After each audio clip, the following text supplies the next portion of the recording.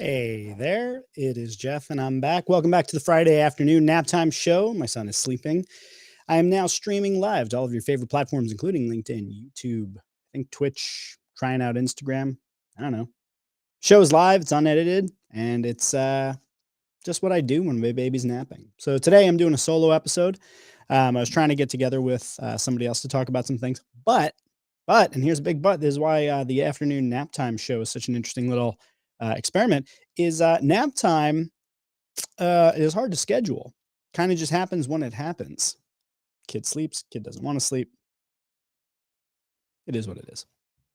So today, I figured, in the absence of what I was going to talk about, I thought about another topic that I've been meaning to maybe do a live about for some time now, and that is concept of connection.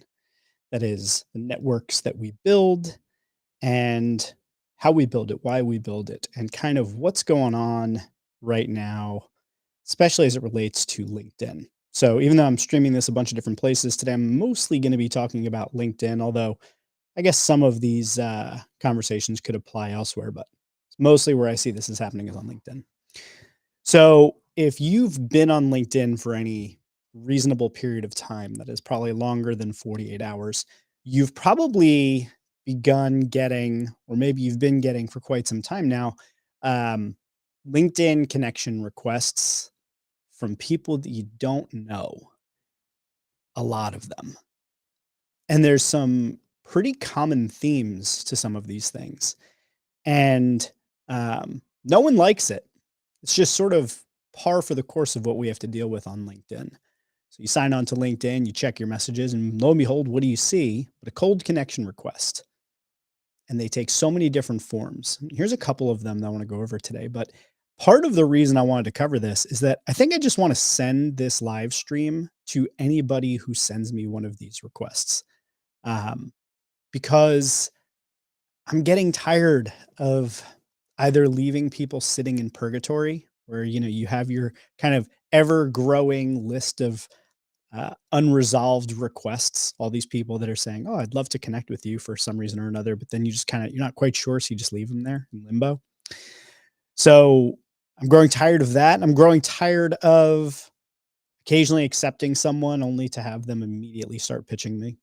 I'm growing tired of writing back and engaging in a little back and forth in good faith only to find out that someone's either going to lie their way into my chat and start selling me, or um, they immediately start selling me, which I really appreciate, at least when they're honest immediately out of the gate. Hey, I'm trying to sell you something.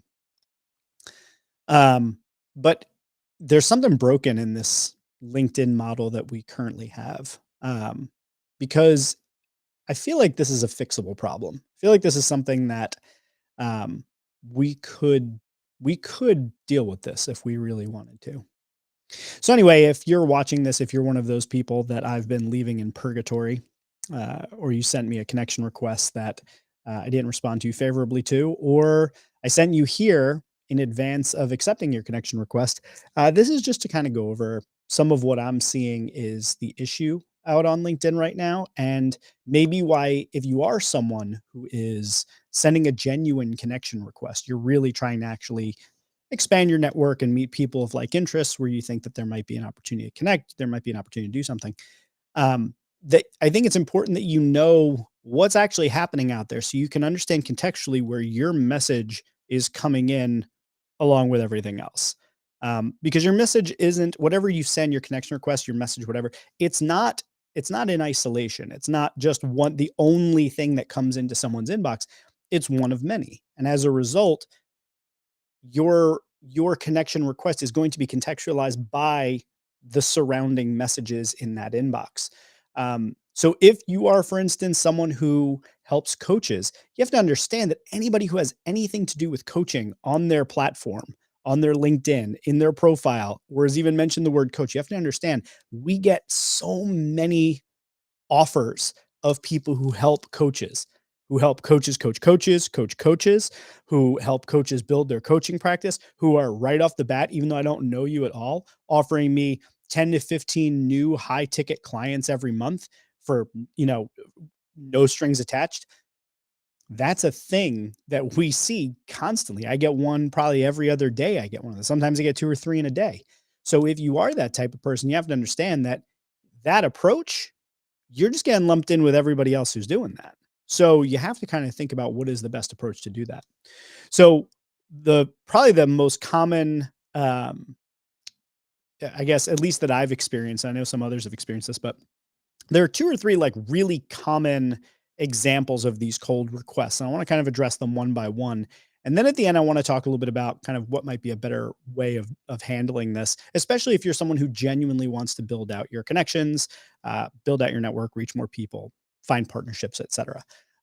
So I guess the first thing is, as I mentioned, the coaching program. So I get a lot of these incoming messages about people who help coaches, and they help coaches do X, Y, and Z, and they help coaches increase their revenue. And one of the things that always struck me about that was there's a couple flavors that this happens. So the first is that they get all of the information wrong. So I had someone say, "I see you've been a coach for 18 years. I've not been a coach for 18 years." So that's the first thing, is get the information right. And a lot of them don't do that. So that's one of the flavors. The second flavor is that there's an assumption that if you're a coach, that you want to make all of this extra money or have all of these additional clients, neglecting to understand that some people get into coaching because they like the flexibility of the schedule. Maybe they don't actually care about making much more money right now. Maybe they've got a full client roster. So the idea that you're coming in and saying, "I'm going to give you 10 high ticket clients, $100,000 a month," like that's not everybody's ambition, man. Like maybe ask a question, maybe start out small. And then the other thing is just that if you're in that business, you have to understand that there's just so many people that are doing that. So when you place something in your headline about how like who you help is coaches and you help them X, Y, and Z, like you're a dime a dozen. And if you're coming in cold, like your chances of being well received are slim to none. They're very, very low.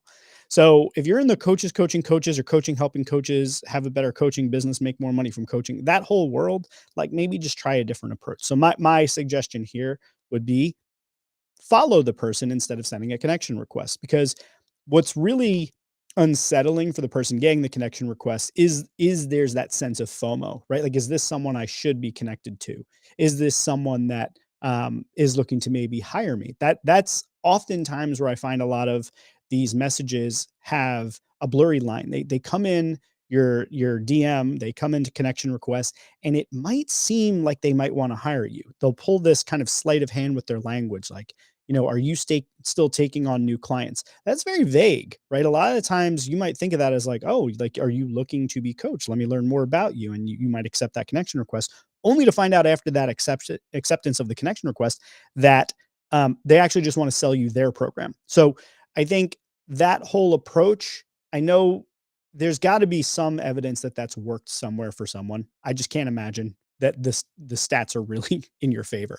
So just try a different approach. I would suggest follow the person that you're trying to connect with, comment on some of their posts, become familiar in the comment thread, tag them with something. Maybe if you see some of their content, make your own post and tag them. Say, "Hey, I just read this post by so and so and I really enjoyed it," or "I just bought their book," or "I just watched their YouTube," or "I just joined their course," or whatever it might be. Give them a shout out so you become a person, as opposed to just this uh nameless, faceless selling bot, of for lack of better terms. So I'd say the first is, follow, engage, uh, tag, do something that's more of a soft interaction before you send a connection request, because connection um, is I think at the beginning of LinkedIn was more of like well, I'll just connect with anybody. But then there comes that point where somebody reaches out to you and they say, "Hey, I see you're connected to so and so. Can you make an introduction for me?" I'm like, I have no idea who that person is. And a lot of us deal with that now, and that's not a fun feeling. You wanna feel like the people in your network, that there's a value to them being in your network. Well, otherwise, what's the point? If you don't even know who they are, you don't know what they do, you don't know where you met them, you don't know anything about them, like, what is the point? So I think the commoditization of friendship and connection and network that social media has hoisted upon all of us is an unfortunate, it's an unfortunate event, or an unfortunate factor. It's unfortunate that it has happened, because it has diluted much of the purpose of a connection request, of actually staying connected, of actually staying in touch, of actually keeping up with one another, and it's turned it into more of this numbers game of spamming, and if you can hit enough people with enough messages, maybe you'll make your rent. So I think that's unfortunate. The second one that I see a lot of is the franchise opportunity. This one's hilarious. Where if you were to look at my LinkedIn, you would see basically I've been self-employed most of my career. I've had a few jobs here and there, but for the most part, I am an entrepreneur through and through, and I still can't stop myself from starting new companies and doing new ventures. But franchise opportunity reaches out and says, "Hey, have you ever thought about owning your own business?" Neglecting to see that the person they're reaching out to already runs their own business, already is potentially quite happy what they're doing. So it is yet again another copy paste outreach, a copy paste connection. And I don't know if this needs to be said, but you can't copy and paste connection, like actual connection, not like the act of like clicking a button on LinkedIn and forming a link between two data sets. I mean, actually connecting with someone. You can't walk in to a networking event and walk up and copy and paste, "Hi, first name. My name is Jeff Gibbard, and I thought you might like my coaching program." Like, it doesn't work like that. You have to actually engage people and learn about them and talk to them and take some time. Otherwise, you're just cluttering it up. You're just cluttering it up for everyone, and you're wasting your time. You're wasting our time. And what is the point of that? I guess hope at some point somewhere someone has played the numbers enough and found that it's worthwhile to waste enough people's time because they might get one or two here or there. I don't really understand. But the franchise opportunity is a really fun one because I get franchise uh, uh, connection requests where people saying, "Hey, have you thought about starting your own franchise? I think you'd be perfect for it." And then they come up with some wild stuff that has absolutely nothing to do with my background at all. Like, not even a little bit. Doesn't connect in any, not even tangentially. It'll be something like, "I think you'd be great to own one of our janitorial service franchise." It's like, dude, in what way did you think I'd be perfect? And we don't even know each other. So again, it's one of those things where it's like, it's so impersonal. This idea of sending a connection request in order to sell that, that I just wish we would stop doing. I wish we would find some solution around it that makes it easier for you to still leave yourself open to connecting to people, but where you close yourself off to all of this nonsense. Third one is I kind of alluded to before. I get a lot of these connection requests from people who just say, "Hey, I'd love to connect." And maybe you have some mutuals or something. You don't know if they actually know these people or whatever, but "Hey, I'd love to connect."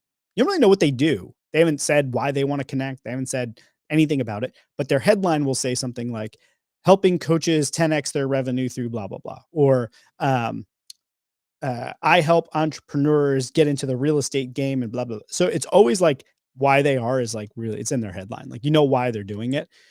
And it's challenging because especially when you have these mutual connections, you think to yourself, well, maybe, I mean, they know so and so, and I know so and so. I really like so and so, so maybe I should connect with this person. I don't know.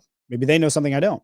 And sometimes there's a bit of a, I kind of take a numbers game there on faith a bit, where like if somebody has 75 mutual connections with me, like, okay, like you're probably not an awful person, or you're probably not going to try and sell me out of the gate. Maybe you will. I mean, it's possible, but like chances are less so, right? So oftentimes you see that with the headline. And honestly, is one of the reasons why I wish people would just write more creative headlines instead of like being so like solution sales driven.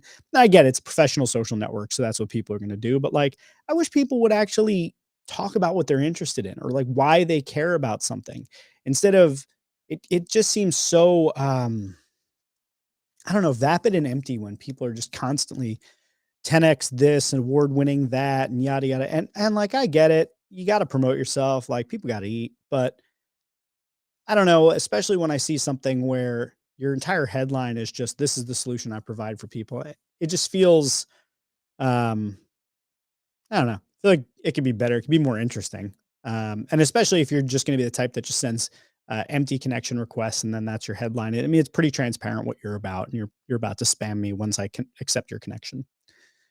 Um, the fourth one is probably the one that annoys me the most, probably more than anything else. I mean, it's hard to say that all of these annoy the heck out of me, but I would say that the one that really annoys me because it seems so innocuous and so um, I don't know, like there's not a threat there, right? But it's the person who sends you a connection request. You might have 3 or 4 mutual connections or something. Send you a connection request and they say, "Hey, Jeff, I found you online and I'm always looking to expand my network. And I'd love to be able to connect with you, find ways where I can add value to your network, and you can add value to mine, or where we can share and exchange value to our respective networks, something to that effect, right? So it's always very like, I don't know you, you don't know me, but we're going to share value with one another. And I've been on LinkedIn since like super early. I remember getting my account back when I was actually getting my MBA in 2009, 2010. So I was somewhere in that range where I got my LinkedIn account. Um, and in the entire time I have been on LinkedIn, call it since 2010, so call it nearly 13 years now, 12 years. I don't think once, and I'm willing to be wrong about this, but I don't think I'm wrong about this. I don't think once someone who I didn't know, who was a cold connection, that reached out to me and said that their intention was to provide value to my network. I don't think once that's happened. I think more often than not, that's just a corny throwaway phrase. And what they mean is, I want to add you in my network, and one day I'm going to reach out to you with a sales offer. I don't actually think it has anything to do with adding value. Really adding value, like, that's not how humans work. It's just not how humans work. We don't just go around finding random strangers and adding value to their network, like personal, actual value. Like, sure, we can create content, we can touch people and touch people's lives and educate and pass on information and inspire people through our one-to-many communications. Sure, not taking anything away from that. But when you reach out to someone and say, I want to connect with you so we can share value with one another and we can provide value to add value to each other's network, that actually doesn't mean anything if there's no immediate follow-up, an actual connection, not just our data sets are now linked, but an actual, hey, what do you do? Hey, I want to learn more about you. And almost without fail, when you actually get that follow-up of, I'd love to set up a call with you, it is, I'd love to set up a call with you so I can pitch you my solution.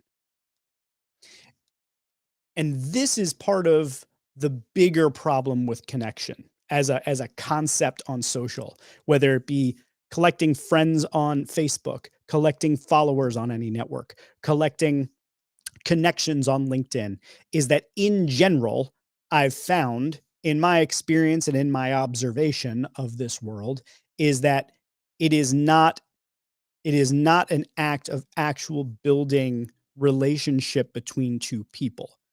It is instead about building a perceived audience that you can market to or sell to. And that is a problem because we're commoditizing relationships. We are devaluing them by trying to add value to every cold network outreach uh, connection request that we send. You cannot, while having a life, living a life, home, work, everything, have the time to provide that much value to random strangers that you've just met and that you don't know anything about. How are you going to provide value to someone you just met that you don't know, that you don't know anything about their wants or needs? You're presuming you can provide value. Value is when you actually understand a need. So we have a real issue on LinkedIn with this because you can send a connection request to just about anyone. And the only way you can shut it down is by shutting down who can send you connection requests. So you're turning off opportunity if you want to not let in all of this spam, really. And that's what this is. It's spam. So you can let anybody send you a connection request and anybody will. And then you have to look at all of these people you don't know sitting in purgatory in your unresponded to connection requests, and you have to figure out which of these should I move on? Should I actually initiate a relationship with any of these people or a connection? Should I accept their incoming requests? And then there's the other side of it, which is that, LinkedIn, I'm sure, knows about this because if you really think about it, they've actually monetized a solution to spam, not to get rid of spam. They've monetized spam because you have InMail. You can send an InMail, when you have one of your paid LinkedIn accounts, you can buy the ability to bypass the restrictions and send mail to just about anyone. Oftentimes it's spam. It is just, here's what I want to say to you. There's no consent there. I mean, you could say there's implied consent by joining LinkedIn and saying, if you read the terms of service, but there's not actually an expressed explicit, I would love to hear from random strangers for things. Um, and if there were, it would probably have to adhere to some sort of guidelines you put in place. I don't say I'm open to work, yet people are pitching me for work. I don't say that, I'm looking for, um, new franchise opportunities, but lo and behold, I get them. So we have a problem on LinkedIn, and we have it on all these sites. You can, if your profile is public on Twitter, anybody can follow you. If you were, and then, you know, um, they can't DM you on Twitter. I'm not sure. Elon keeps changing the rules, and I've been off since he joined. So I don't know what you can do on Twitter anymore, to be honest. But on Facebook, you can send anybody a friend request, basically. Um, you know, then if they don't accept you, you can follow them, I guess. And then there's some controls around, like, who can message in this, but it puts a lot of the onus on all of us to constantly be thinking about who the audience is instead of leaving ourselves open to actual opportunities. When you leave yourself open to actual opportunities on these sites, you're actually inviting a lot of spam into it and a lot of unwanted, unsolicited, um, sales pitches and things like that. So I don't know what we do about it necessarily. I think if I was going into solutions mode, thinking about how we fix this, my, I would probably have a much more firm response to people who continually break those rules. So if you notice that there's somebody who's just sending message after message after message after message, they should probably get the ban hammer. And it should be, you would think it would be pretty easy to root people out that way, to see when people are sending the exact same message person to person to person. You should be able to see that pretty easily. Um, so that'd be one way. But that's like the punitive method. I guess the part that I'm thinking of is like, how do we create an environment? How do we make it so that people want to actually create real connections, that they see the value in it? Because I mean, if you really break it down, it shouldn't be too hard to see that a single person that you actually interact with and connect with and learn more about and, you know, share messages with back and forth in some small way or comment on each other's posts, that is infinitely more valuable than 100 people that you're connected to that you never talk to, that you never see their content, they never see yours, or if you do, you scroll right past it, you don't know who they are, you don't care. Um, but we don't. We still, and I think it's partly that we glorify fame and notability through having a big audience, which is why some people will just collect spam accounts and bots and say, look at my enormous following, look at my audience, look how popular I am. Um, but I think it's not hard to see that an actual relationship, actually knowing people, having each other's backs, caring about what each other do is infinitely more valuable than this numbers game. And I don't know how we stop it, because I think I kind of alluded to this a couple times. I think it must actually work on some level somewhere. It's got to work, or nobody would waste time doing it. The probably the marginal cost of doing it, of sending out all of these messages and whatever, it's probably so low that any return whatsoever probably makes it worth it. Um, yeah, but I don't know. I mean, I think the other thing is we've probably got a lot of people that are just hurting to make more money. So they respond to things like that. They will take the, the spam offers or the too good to be true offers at face value. And yeah, that's got to be, I don't know. I don't know.